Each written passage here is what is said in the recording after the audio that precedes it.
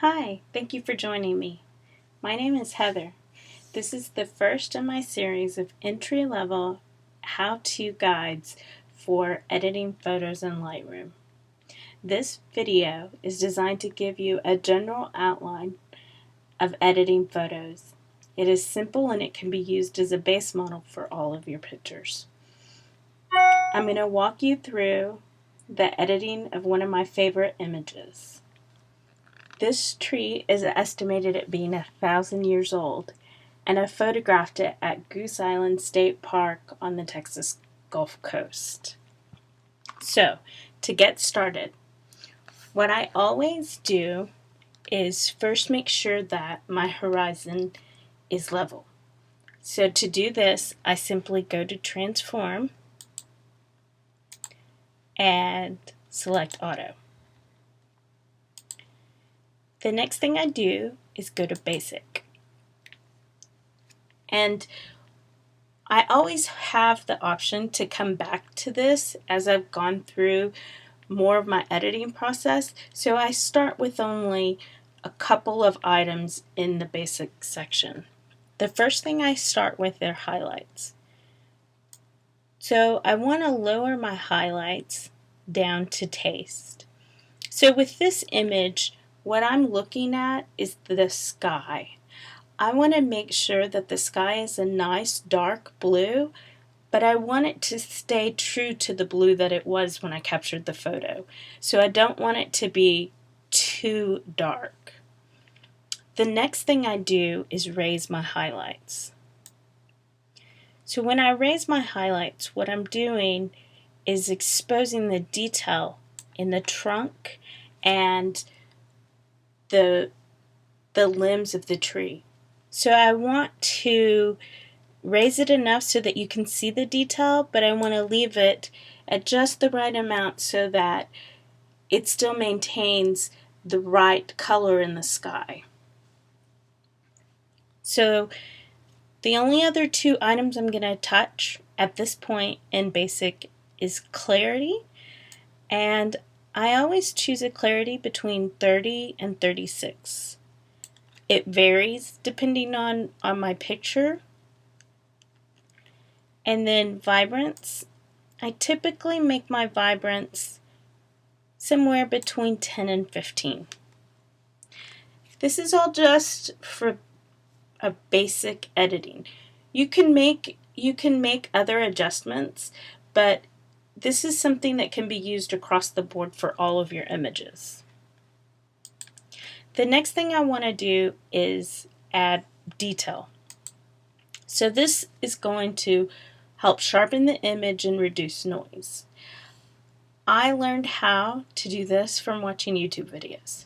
So I use the same numbers for every photo. For sharpening, I always use 80.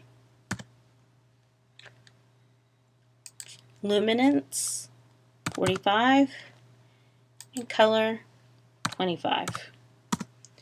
So, if I'm editing a picture that was a sunrise or a sunset, and there may be a little more noise in the picture, I may increase the luminance a little bit. But for the most part, 99% of the time, this is the set of numbers I use for my photos. So after I finish detail, I go to lens corrections. So what I'm going to do is select these two boxes, and then I'm going to select that I have a Canon camera. And then I'm going to select the lens that I use to shoot the photo.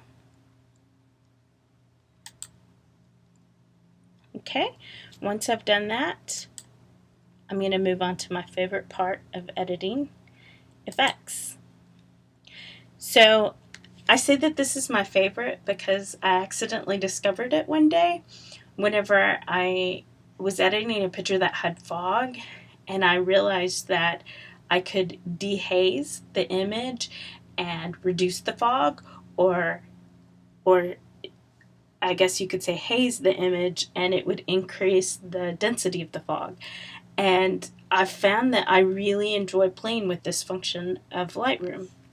So what I do is dehaze my photos somewhere between 10 and 20. You don't want to go too high because this is adding a black to your image, and as you can see from this, it just over darkens.